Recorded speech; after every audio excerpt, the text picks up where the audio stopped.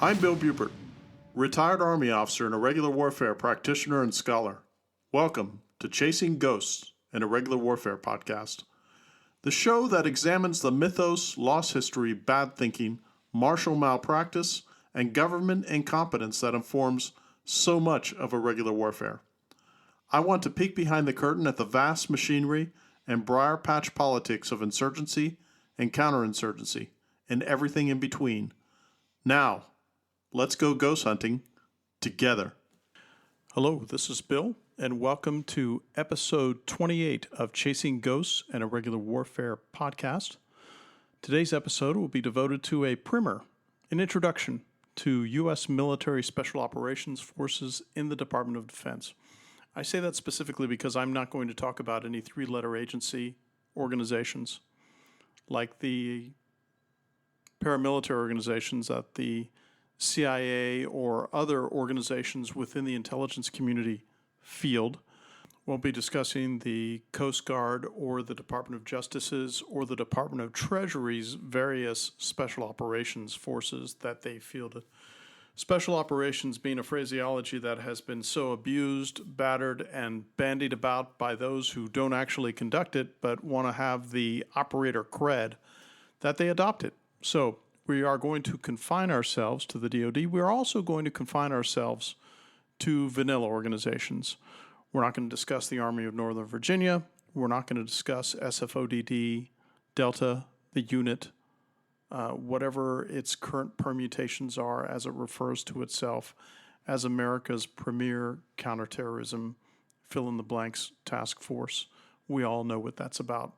There are plenty of other books and folks out there who have far more knowledge about that and also probably have the permissions and access to single, better, accurate pictures of what they're actually doing, what they've done in the past than I would. So I'm not going to waste your time by speculating on those things.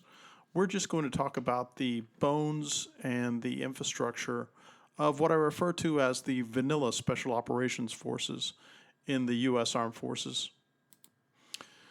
We are finally here in the new bunker in Florida. My entire library is unpacked. A lot of my other tools are unpacked, some of them either decorating my library or in places in the library or in the garage where I keep them. I've pretty much been able to unpack all my kit. Had an opportunity to go to Steel Industries in Bradenton, Florida, a little north of me, a little south of Tampa, to get a new set of nods. I'm very pleased with their customer service and the professionalism they had. Great engineering and attention to detail. Now I have a really nice set of PBS 14s and the associated helmet mounts. Stand by to bring money if you wish to have that capability.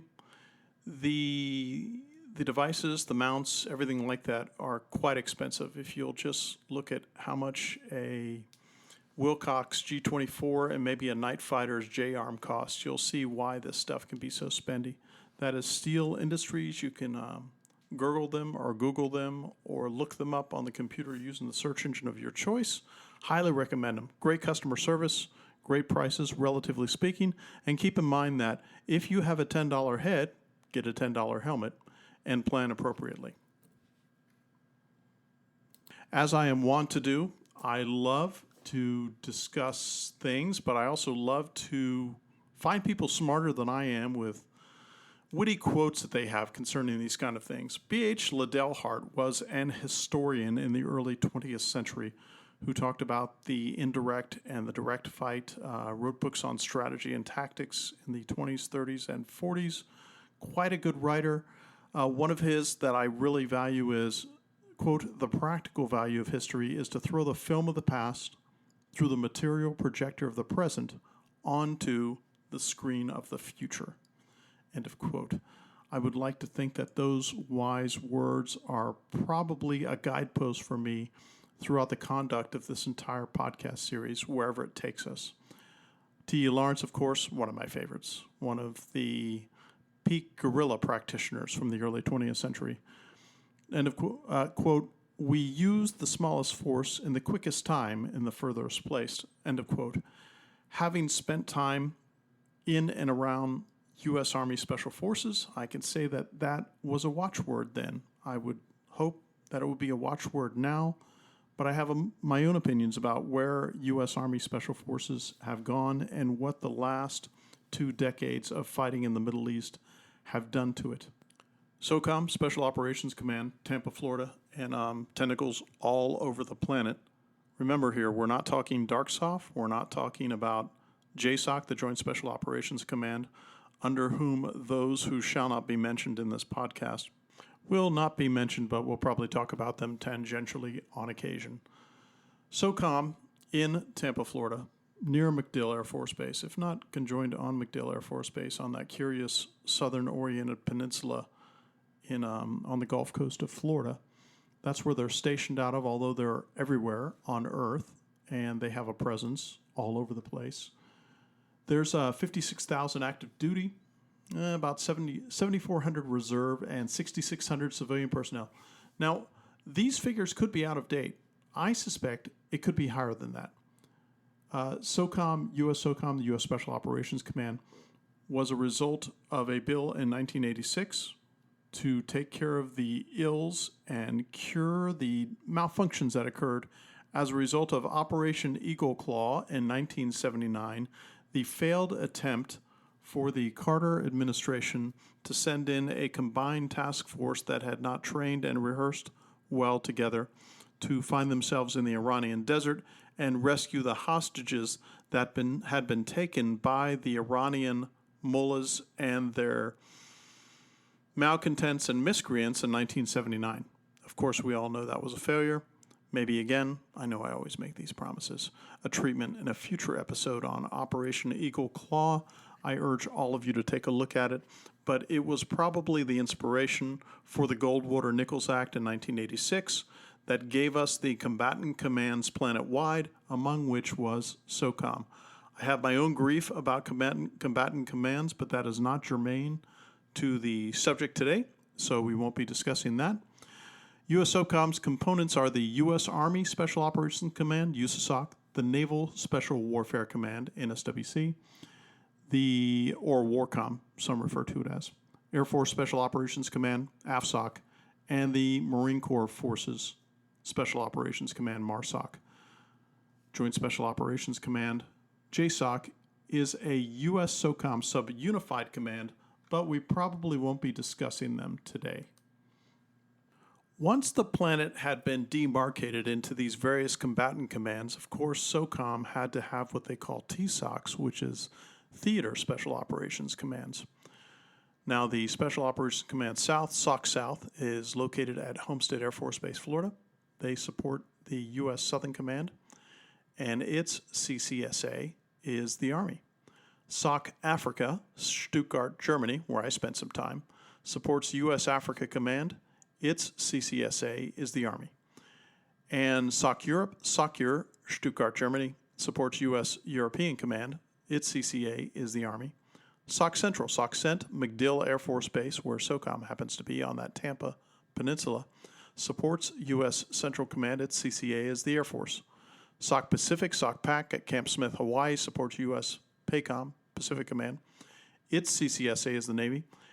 SOC Korea, SOC Corps, Yongsung, Korea, supports U.S. Forces Korea. Its CCSA is the Army. Spent time there too. SOC U.S. Northern Command, SOC North, Peterson Air Force Base, Colorado. They support the U.S.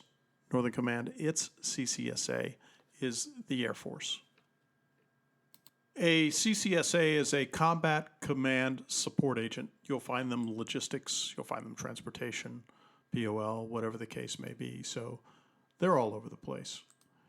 Now, these TSOC commanders are the senior SOF advisors for their respective ground combatant commands. And each of these TSOCs is capable of forming the core of a joint task force headquarters for short-term operations. And they can provide command and control for all SOF and theater on a continuous basis, given the necessary support planning and rehearsals that they need to make that happen. Now, Army Special Operations Command, of which I was a member for a while.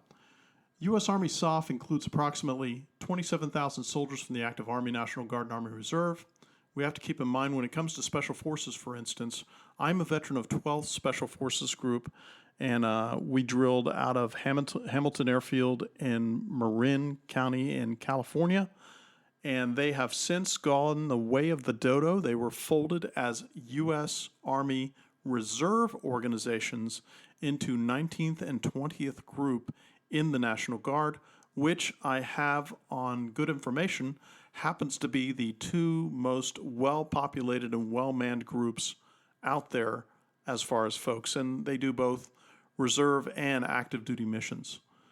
So Rangers are part of this, Special Operations Aviations units like 160th, along with Civil Affairs units, Military Information units, Special Operations Support units, logistical units, RSOF headquarters, Army Special Operations Forces headquarters, and other resources such as the John F. Kennedy Special Warfare Center and School.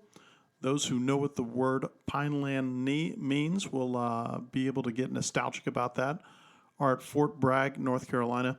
No, I will not employ the name Fort Liberty. It will always be Fort Bragg to me. I'm always fascinated that the U.S. Democratic Party happens to be the ones that are so hell-bent on changing all of these base names that were named after Confederate soldiery and general officers, when in the end, since there were no Republicans in Confederate saddles, only members of the Democrat Party, if they were politically involved, it is interesting to see a major American political party erasing itself by its destruction of statuary dedicated to the Confederacy during the War of Northern Aggression, and also the changing of all of these base names. Special Forces groups are 1st, 3rd, 5th, 7th, and 10th. I'm an alumnus of 12th Group, 1st Group, and 10th Group, to which I was seconded on some European missions. And again, numbers, you can look those up as far as how many are in there, but you can look at a Special Forces group as roughly that group nomenclature being the equivalent of a brigade minus in the U.S. Army, MTONE.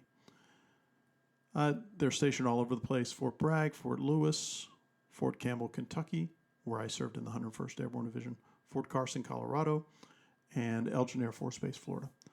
SF soldiers, also known as Green Berets, even though they like to call themselves SF soldiers, Hollywood likes Green Berets, but you'll never find that kind of self-referential treatment against actual people who have served in those organizations, are trained in various skills, including foreign languages, that allow those teams to operate independently throughout the world to act as force multiplier, foreign internal defense adjuncts to teach foreign armies either the basics or intermediate or even advanced skill sets of soldiering and prosecuting conflict.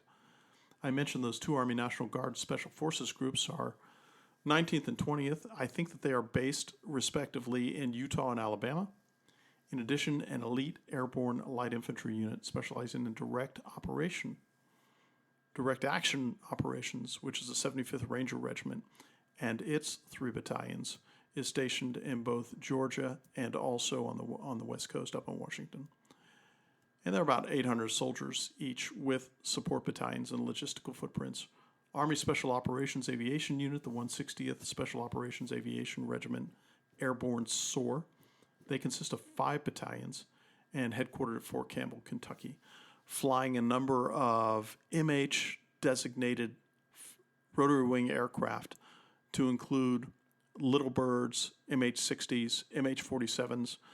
The M tends to denote a SOF aircraft in both the Army and the Air Force, and usually they'll have an ability to fly either nap of the earth or in very diminished light conditions, and usually include a refueling capability characterized by a probe at the front of the aircraft. And you'll find this on the fixed-wing aircraft too, like the MC-130s, same thing, as far as having the refueling legs.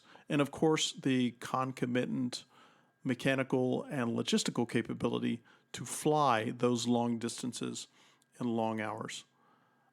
They're trained to fly the most sophisticated Army rotary wing aircraft out there. We talked about them briefly when we talked about Gothic Serpent, which was the 1993 Somalia effort. and they can fly in adverse weather, and they support all the U.S. SOCOM components, not just exclusively Army units. And of course, oddly enough, some of the most frequently deployed SOF assets happen to be civil affairs. When it comes to the Ranger organizations, are probably the finest light infantry forces in the world. And when it comes to special forces, when I was in, and I don't think it's changed too much, they had core activities they would participate in. Direct action, which would be, of course, the sexy stuff that you see on TV of busting down doors and shooting people in the face.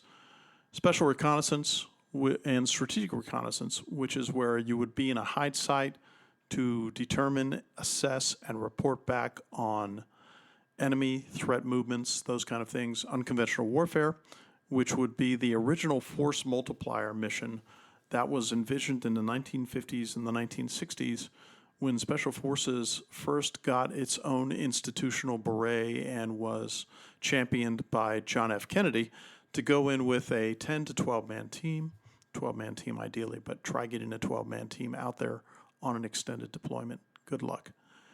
Into, let's say, conducting partisan operations or going behind enemy lines and forming battalions, if not brigade minus strength, military organizations to harry the enemy's rear. Foreign internal defense, I had mentioned that earlier. That's all about going into a permissive environment instead of a non-permissive environment and being invited usually by the host nation to train their armed forces, whether special operations or some other kind of organization. Special Forces has gone into a number of countries, and like when I was at 1st Special Forces Group all over Southeast Asia, training everyone from the Indonesians to the Koreans to the Vietnamese to the Thais and such in both conventional and unconventional warfare, and that would be foreign internal defense. They do tangentially, and I think almost de facto, conduct civil affairs operations in most everything that they do, even though there is a civil affairs military occupational specialty that does that very thing. Counterterrorism can somewhat be folded underneath direct action, but there are special operations forces activities out there that don't do any carnivore work or shooting work or conduct that kind of very active social work of dispatching terrorists or the arms and auxiliaries that support them, but the people who conduct the intelligence, the communications interception, the logistical footprints, all of that stuff for those kind of things. What used to be characterized as PSYOP has almost been folded under MISO, which is Military Information Support Operations as an umbrella, and counter-proliferation of weapons of mass destruction. These tend to be the core activities of SF.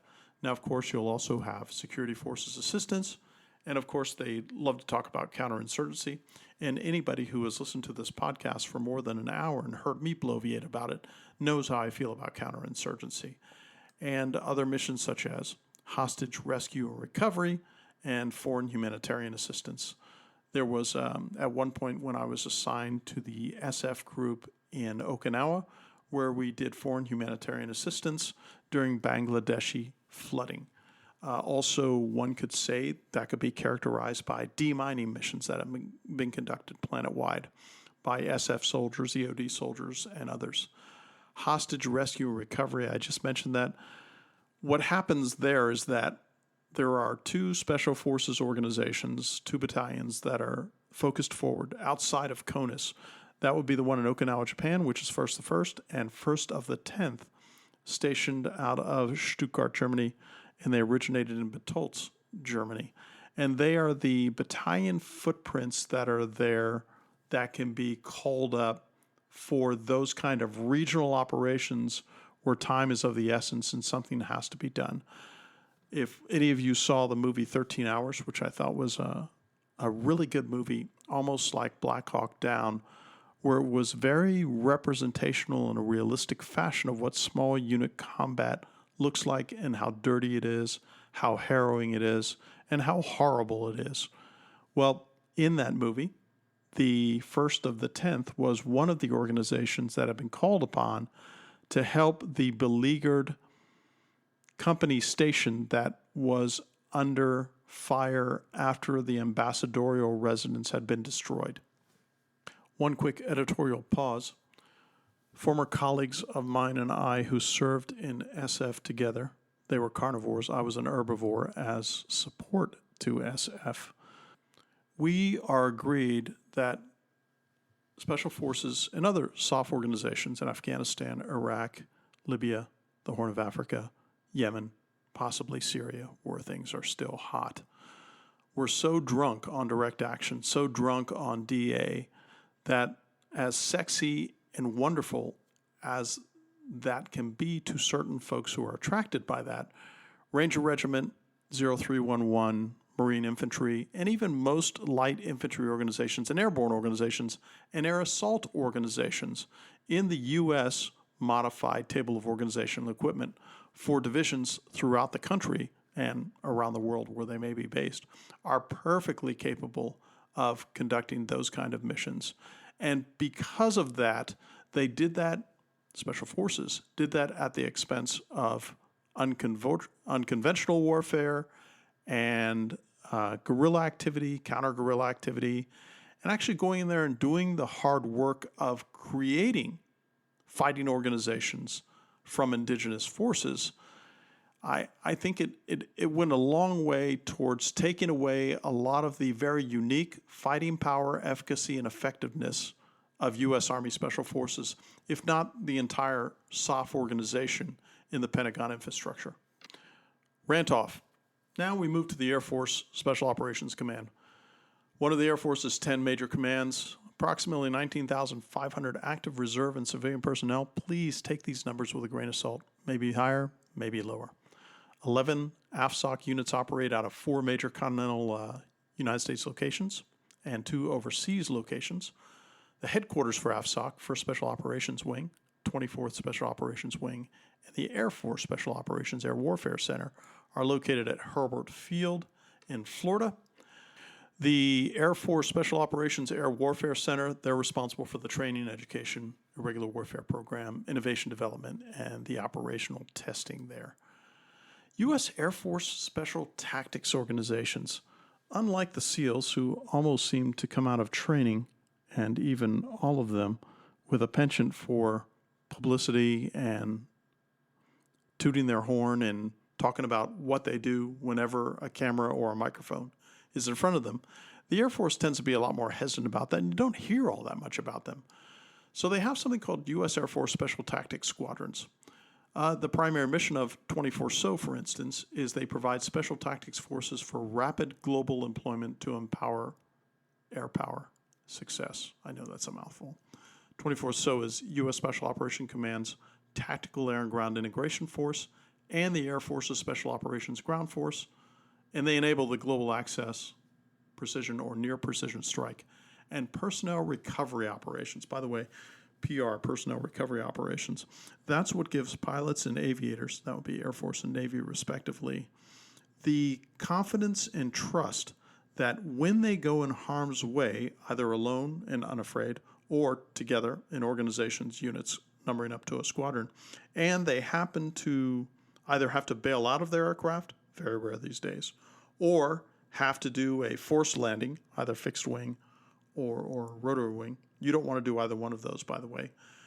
They have the confidence that the pararescue organizations and the combat rescue resources of both the Army and more so the Air Force are there to come in and extract them. Now, that's not all their core capabilities are. They do airfield reconnaissance, they do assessment and control, they do the personnel recovery I just discussed, they do joint terminal attack control and environmental reconnaissance.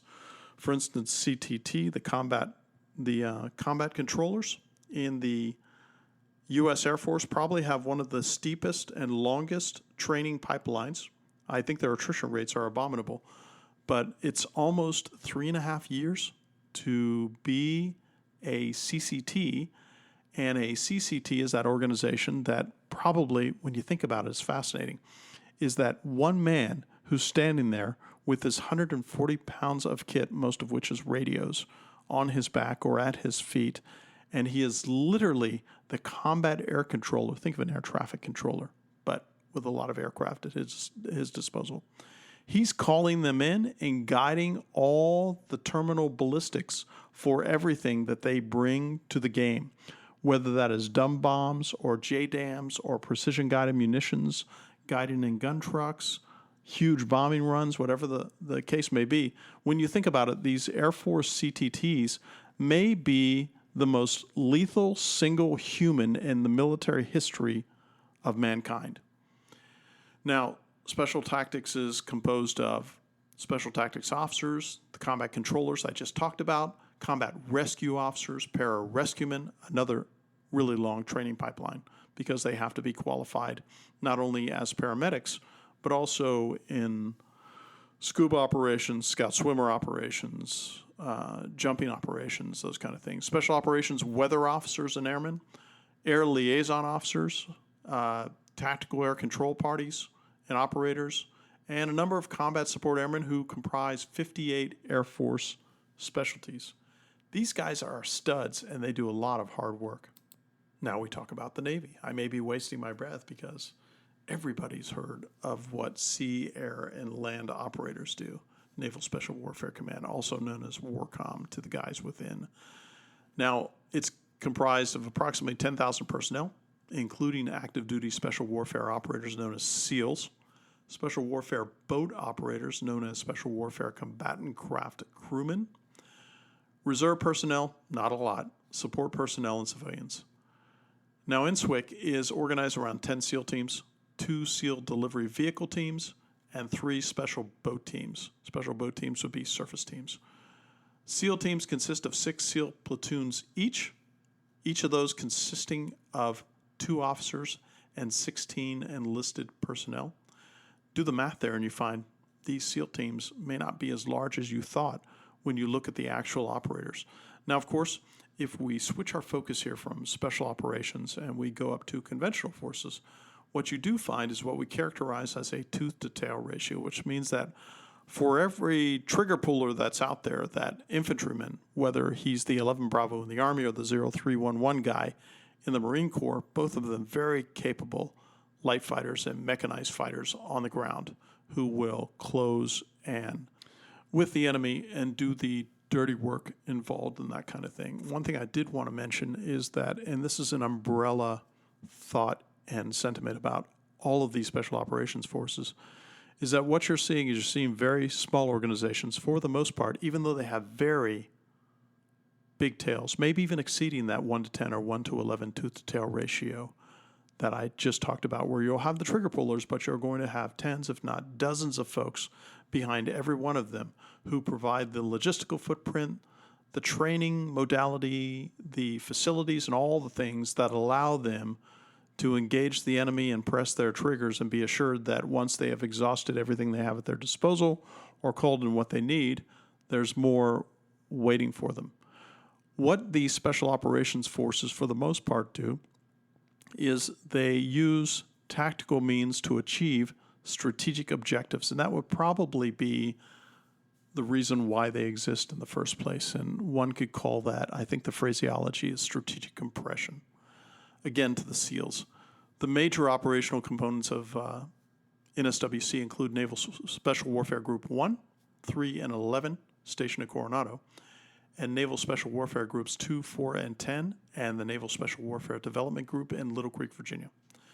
Now, these components deploy SEAL teams, SEAL delivery vehicle teams, and special boat teams worldwide to meet the training, exercise, contingency, and wartime requirements of the theater commanders.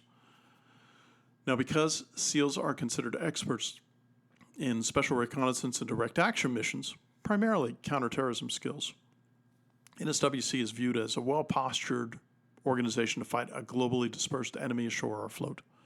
Everything from pirates on board occupied ships to hit missions at facilities, much like the alleged takedown of Osama bin Laden by SEAL team members.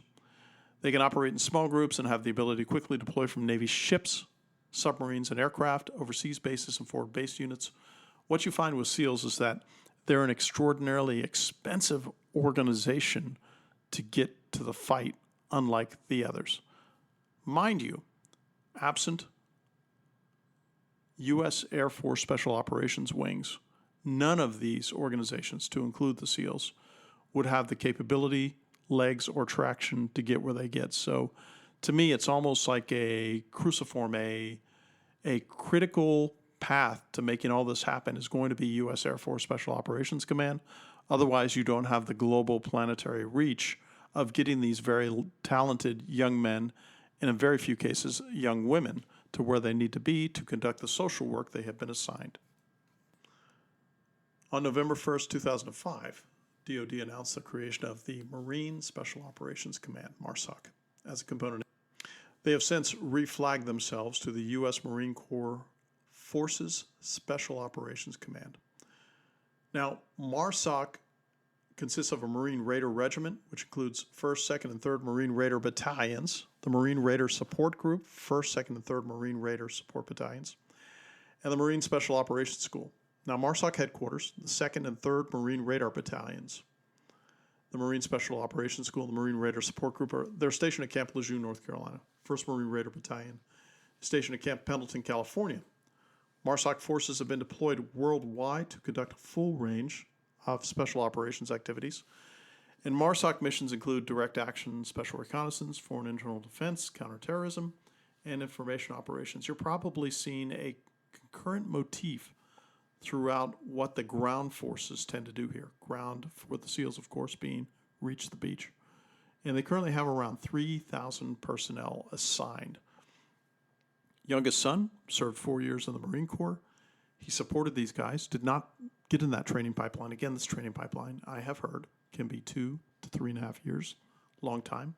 Very selective, as the Marines are very selective for the most part, except in the last few years, of who they bring in for anything that they do. While I have the greatest respect for the Marine Corps as a fighting organization, what I do find is that they wanted to get on this bandwagon because it's quite lucrative from a budget perspective. Marine Raiders, Marine Special Operations, not really a new thing. If one looks at Carlson's Marine Raiders and their activities on Guadalcanal in 1942 and 1943 in World War II, and other exploits that they conducted, you could see the blueprints and the foundational aspects of what would shape it to what it is today from those World War II roots. Anecdotally, it was the Marines who seemed to be the most fit deployed soldiers when I was in Afghanistan, because I saw a constant flurry of U.S. Army personnel, particularly officers, who were in a race to exceed their height by their girth, and I never once saw a Marine, whether MARSOC or a line Marine, who was in that kind of shape. Those of you interested in physical fitness, as a very quick aside, I recommend you look up the MARSOC short card, because those exercise regimes, which don't demand any fitness equipment whatsoever, will really kick your ass and get you in shape. So that sums up the meat and bones of the Special Operations Forces, and you'll remember the numbers that I tallied earlier, and I talked about tooth to tail, 10 to 1, and what you'll find is that maybe in SOCOM, with, I think they're bordering on 78,000 personnel, maybe 10% of them are trigger pullers and carnivores who actually conduct all the sexy mission sets that are either portrayed inaccurately in Hollywood or reflected a little bit more accurately in the memoirs and books that you see on occasion that come out about these very things. Everything from training to the actual conduct of operations. Now, special operations and irregular warfare being the meat and potatoes of this podcast series, the relationship between these special operations and irregular warfare is that they will either support an insurgency or a resistance movement against a nation state, or they'll support a nation state against an insurgency, resistance, or terrorists. Now, while I find the elimination of terrorists a possibility, maybe a probability, but more likely a possibility, everyone who has listened to my podcast series know how skeptical I am about the actions, behavior, history, and future possibilities for successful Western counterinsurgency, which in my mind is zero. So When it comes to irregular warfare activity, special operators can do things, especially in hybrid zones, gray zones, which are tangentially those parts of things that tend to conform or support larger conventional conflicts to give an edge. Special operations, they could be conducted in hostile, denied, or politically sensitive environments.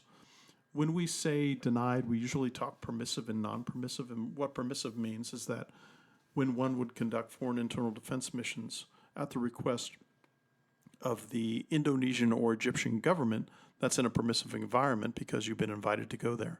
A non-permissive environment is where you haven't been invited to go there, and most likely you're conducting combat operations, like what you found Army Special Forces organizations out of First Group and other support elements conducting in the semi-autonomous Muslim Republic on the island of Mindanao in the Philippines. That would be considered a permissive environment in the East and a non-permissive environment in the West. I learned in SF and from other folks in less specialized organizations that if you are masters of the basics, then you can master the intermediate and the advanced skills. You'll find this throughout your entire life, whether it's military or civilian. If you don't have those basics mastered cold, you are not going to be able to achieve the conscious and unconscious competence in the talent stacks that you apply to whatever endeavor you're involved in. And as I've said repeatedly, what you find in war and conflict, whether low level or high level, and it's always high level when you're the one at the either one end of the range or the other in a hot conflict, what you discover is that you have these complex adaptive modalities, whether it's 12 men or 1,200 men, in active combat, either hasty or deliberate, meeting engagements or combat engagements with others on the battlefield, that you never know what's going to happen, and that chaos and complexity are just natural ingredients of that entire stew. When it comes to the tactical level of war, we're going to go back to 101 very quickly. This is the level of war at which battles and engagements are planned and executed to achieve military objectives. Operational level of war, that's the level of war at which campaigns and major operations are planned, conducted, and sustained to achieve strategic objectives by that tactical level of war when it's multiplied across the board, whether horizontally or vertically. The strategic level of war, that's where the nation, often as a member of a group of nation or alliances, determines national or multinational strategic security objectives, and of course, war-ending objectives and guidance, and they develop and use their national resources to achieve these objectives. And then grand strategic would fold all of these things to include the war-making capabilities with the whole of government or even the whole of a non-existent state, and all of those components together would tell one what the grand strategy would be. In Colonel John Boyd's inimitable style, he really distilled it down for me when it came to strategy, because if one listens to the experts from Colin Gray to Edward Luttwak, Colonel John Boyd, and others out there, you discover that maybe it's simpler than they make it out to be. And basically what Boyd said is that you create and incentivize alliances and you isolate enemies. So as an engineer, what we look at as root causes and proximate causes, for me, when it comes to this whole thing, the root cause of all successful strategy is where you capitalize on what Boyd talks about, leveraging those alliances and isolating your enemies, and everything you do from that point forward is to make those things happen. We've also got to concern ourselves with the fact that SOF, Special Operations Forces, operate across the conflict spectrum. So what's the conflict spectrum? Let's take it out of the horse's mouth, as it were, which is Joint Publication 3.0, which talks about operations, and it talks about the conflict continuum, on which on the left you would have peace, on the right you would have war, and then in the range of those military operations going down on the other axis, you have large-scale combat operations, crisis response and limited contingency operations, and then military engagement, security cooperation, and deterrence. The first two of those three being a lot of what special operations forces do overseas with allied.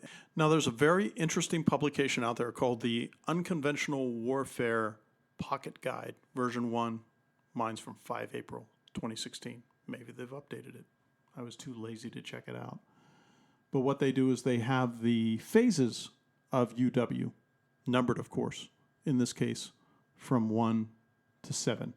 And I think we saw this sort of brilliantly executed in the fall of 2001, in this case, from approximately October, November, December 2001, before Big Army came into Afghanistan and ruined everything, where you had the members of 5th Special Forces Group, who were horse soldiers, actually riding horses with the Northern Alliance. So if we took that as somewhat of a template, what we'd find is that phase 1 is preparation, resistance and external sponsors. They conduct the psychological preparation to unified populations against established government or occupying power. And they prepare the population to accept U.S. and coalition support. Phase 2 is where U.S. government agencies, maybe coalition agencies, coordinate with allied government in exile or resistance leadership for desired U.S. support. You saw this leveraged tremendously and successfully for the most part during World War II. Phase 3 would be infiltration, where the SF team infiltrates operational areas. And the size of SF teams, as I mentioned, 10 to 12 men, or if you're sending in a company, or maybe you're sending in 3 to 6 if they've been seconded by other battalions or organizations. They will go into the operational area and start establishing the comms, the logistical footprints, and connecting all the dots to actually operationalize their ability to support the organizations they're going to train. So they organize, they train, and they equip those resistance cadre. Phase 4, that's the organization. Then you've got the buildup, where you have SF teams assisting cadres with expansions into effective resistance organizations. And those of you who have been in the military, maybe you're military history buffs, you've read about this, you know that when it comes to the coordination of this kind of thing, it isn't necessarily the textbook of how to do this, but it's the cultural IQ and the experiential database that the folks bring in, as Lawrence and Collins taught us from 1916 to 1922, that helps to develop those kind of infrastructure and success landscapes on which those talent stacks can be exploited. The buildup occurs, which is phase 5. Phase 6 is the actual employment, where these unconventional warfare forces conduct their combat operations until link up with conventional forces. And then, of course, there's a transition, which is phase 7, which is the ideal point at which the U.S. military forces find themselves utterly talentless at, which is either arranging with third world and developing nation armed forces a coalition of the willing, where they fight together, or where they're able to finally pass on to them and allow them to have the flags and the banners and the standards to go on without U.S., Western, coalition, or alliance help and be successful. There is very little history since the end of World War II of the U.S. successfully doing that. Now, I've promised you in past episodes that what happened with the Tamils in Sri Lanka may be evidence of this being successfully done, but that wasn't by U.S. forces. And Plan Colombia, to defeat the narco-terrorist and narco-military organizations in Colombia proper, may have been an indicator of success. But while I can say that may be the case for Sri Lanka, it is probably not the case. When it comes to risk aversion and risk assumption and the differences from conventional operations, what you discover in the employment of soft organizations, which tend to be smaller, is that one has to have a greater acceptance on the part of those who are the players and on the political risk takers of the greater physical and political risk of these kind of operations. There's a dependence on detailed operational intelligence and indigenous assets that tends not to be the case in large-scale conventional operations. There tends to be an independence from friendly support, much more reliance on unconventional support, and very sophisticated communications. So when it comes to how this is done, Neil Stephenson, one of my favorite novelists, he has a quote that I'm always fond of, and it says, quote, "When you are wrestling for possession of a sword, the man with the handle always wins," end of quote. Now, by the way, that seems to be from the University of the Intuitively Obvious, but how often in the past few decades, especially as evidenced by what occurred in Iraq and Afghanistan in the last 2 decades, does it look like the U.S. forces and the coalition forces, for that matter, never wrestled with the handle end of the sword? There's a distinction in armed forces and conflict methodology between the direct approach and the indirect approach. In the larger aspects, the direct approach is the head-on charge, where one is not taking advantage of investing in collapsing the flanks or the rear of an enemy or number of enemies who may be aligned together. What one would see with human wave attacks by the Chinese in late 1950 and 51 and 52 on the Korean Peninsula, those kind of things. The indirect approach is where you're focusing on preparing and shaping and influencing that environment. In the words of B.H. Liddell Hart, who wrote that book I had mentioned earlier called Strategy, and was a champion of this indirect approach in the 1920s and 1930s, quote, "One direct approach had, by its vain cost, done much to undo the aggregate advantage which indirect approaches alone had built up. And it is not the least significant feature that the issue was finally settled in the reverse way by yet another example of the indirect approach." End of quote. Now, Liddell Hart writes that in the 1930s. We can fast forward to 1991, and you see that Colin Powell and the other uniform worthies at the time took it upon themselves to combine both a direct and an indirect approach, so that with the indirect approach, they invested assets into parts of the enemy that appeared to be weak, scattered, or subject because of poor morale to very easy scattering from concentrated fires and maneuver. Hence, not only was the front engaged of the Iraqi army forces to include the redoubtable guards formations that were deployed, but their flanks, rears, logistical organizations, and all of that were targeted at the same time, which of course led to a total collapse of it. I would tell you that in the larger way, in the larger conventional sense, that is leveraging the indirect approach. But the indirect approach, I would suggest, is what is taken by most special operations forces when they do what they do. Everything from failed organizational strategies, like Gothic Serpent in 1993 and Operational Eagle Claw in Iran in 1979, to successful ones like the taking of Osama bin Laden, what happened to the incipient nuclear complexes in Iran with the computer viruses and such. These indirect approaches are trying to feel and assess and establish with pretty good certainty and accuracy that there were soft spots and weaknesses that could be leveraged, taken advantage of, that would lead to the collapse of very large organizations.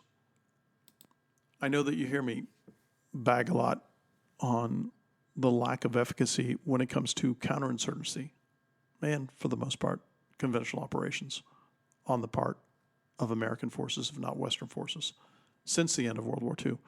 One could go back and we would find other examples of that.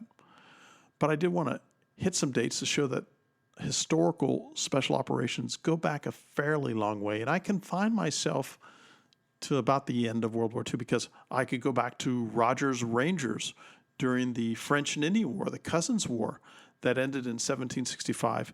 And that 8-year conflict set in to train what would be the Spanish and French help of the infant American nation to best the best armed forces on planet Earth at the time, which were the British. Rogers Rangers were a part of that. They are an inspiration for Ranger Regiment today. There were another number of organizations that the Spanish used against the French forces on the peninsula and during the Peninsula Campaign that Napoleon and his cadre would refer to as the Spanish Ulcer. These were special operations teams in both the way they conducted their business and what they were able to achieve. I mean, we look at it, July 1st, 1947 is when the Air Force authorized the first official pararescue teams. And these are the guys who are paramedics who will fly into harm's way to rescue those aviators and pilots that I had mentioned earlier. Army Ranger training in September 1950. It began as an institutional imperative at Fort Benning, Georgia. And of course, we know the Rangers also performed operations in June, July 1944 on the investment of the European continent by the Allied forces during and after D-Day. June 20th, 1952, 10th Special Forces Group activated at Fort Bragg, North Carolina. October 12th, 1961, John F. Kennedy approves their signature headgear, Green Beret.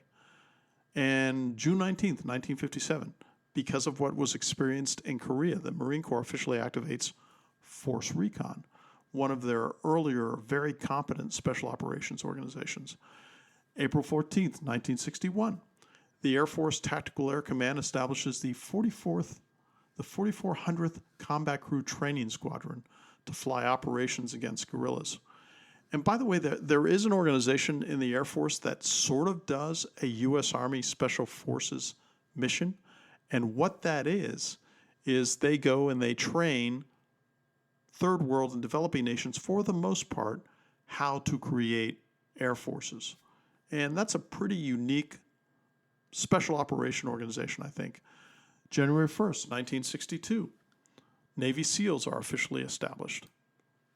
January 30th, 1968, Tet Offensive begins. By the way, I highly recommend Hue 1968 by Mark Bowden. Yes, the same one who wrote Black Hawk Down. It's an incredible, comprehensive, and very detailed story of what happened in Tet and Hue during that offensive and why that could be put as a mark in the wall on why the U.S. forces would never succeed in either defeating the North Vietnamese or preventing the North Vietnamese from taking the entire country. April 19th, 1968, one of the most daring long-range penetration operations of the Vietnam War, the Army Rangers seize Signal Hill. I urge you to look that up. And then, of course, a mere two and a half years later, November 21st, 1970, during Operation Ivory Coast, those of you who have heard of the Son Tay POW camp, that was captured by Special Forces. The estimated 70 to 100 American POWs who had been held there had been moved, but the raid is considered a huge tactical success and sent a message to the North Vietnamese that the U.S. is capable of inserting a combat force, in this case, probably in excess of maybe a company minus, inserting combat force undetected only miles from their capital. We have April 2nd, 1972, where Lieutenant Colonel ISEAL Gene Hambleton is shot down while flying an EB-66 Charlie reconnaissance airplane. And a search and rescue mission was conducted by SEALs and named Bat-21. Yes, that film. I urge you to watch it. Largest and longest of the Vietnam War as a search and rescue mission. October 1977, U.S. Army 1st Special Forces Operational Detachment Delta, a.k.a. Delta Force, is formed under Colonel Charles Beckwith. Highly recommend if you want to dig into that. There's lots of books out there. But remember, my feeling is all autobiography is fiction, so take things with a grain of salt. Sorry, Colonel Hackworth. April 24th, 1980, again, 3.5 years after the instantiation of Delta. Operation Eagle Claw, which I referred to at the beginning of this episode, an Iranian hostage rescue attempt is unsuccessful because of a variety of reasons that I'll let you investigate yourselves. And the final thing I'll tackle here for early history of historic special operations in the U.S., and I haven't touched much on coalition forces after World War II, is October 16, 1981. Army 160th SOAR, Special Operations Aviation Regiment, Night Stalkers, again, headquartered out of Fort Campbell. I had the honor of working with those guys on occasion. I know I seem to have spent this entire podcast series bagging on the U.S. coalition and allied military forces, both large and small, as being extraordinarily incompetent, keeping in mind my notion that all wars are won by the least incompetent force. Some of the most amazing, resilient, and awesome people I've ever met or worked with happen to be in uniform when I met them, or maybe even contractors on occasion. So a couple things in conclusion. Tactical operations best applied to achieve operational and strategic level effects are the hallmark of successful special operations forces. They're different than conventional operations with unique characteristics, requirements, and advantages that take a special kind of man to do that you can't draw from the lion's share of those who wear the uniform. You can apply this across the full range of military operations. And by the way, you can apply this as far as the time continuum is concerned, everything from before the war to after the war. And again, I want to emphasize, this is always a complement to conventional operations for the most part and never a substitute.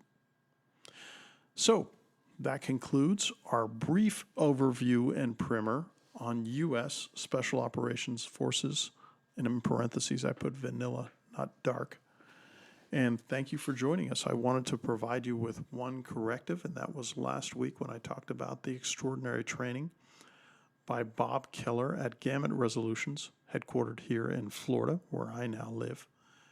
His name is Bob, not Pat. I think I said Pat. So, Bob, apologies, but some of the best damn training on earth. He's the one who said, hey, aim small, miss small, train with 3-inch DOD dots. That's what my sons and I have been doing, and it has given us extraordinary leaps and bounds in our accuracy and speed when it comes to pistol craft and rifle craft. Really happy to be here in Florida now. We're in southern Florida below Tampa. I look forward to hearing from my listeners. I wanted to thank you for your listenership. I wanted to urge all of you, if you could take the time to leave reviews, I'd prefer them to be good, on whatever podcast provider you use, whether it's Spotify, Apple, or Amazon, or whatever it is. And be sure to correspond with me. Constructive comments, opinions, criticisms. I do like criticisms because I can't be offended. And if you do use ad hominem argumentation, which has happened just a couple times in the vast correspondence I've received, again, thank you for all of you who have done so. I don't pay much attention to it. You can get in touch with me at cgpodcast@pm.me. That is cgpodcast@pm.me. I thank you, and I'm grateful for your listenership. This is Bill, out.